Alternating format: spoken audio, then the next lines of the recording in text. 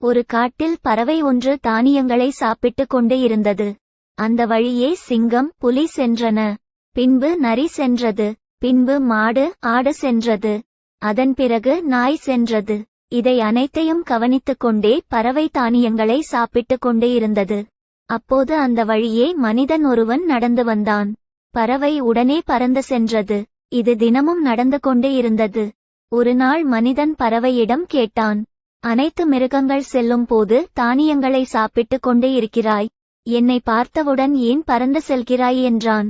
அதற்கு பறவை, சிங்கம் புலி இவைகளின் குணம் கொல்வது, நரியின் குணம் ஏமாற்றுவது, மாடு ஆடுகளின் குணம் முட்டுவது, நாயின் குணம் கடிப்பது, அவைகளின் குணத்தில் இருந்து மாறாது.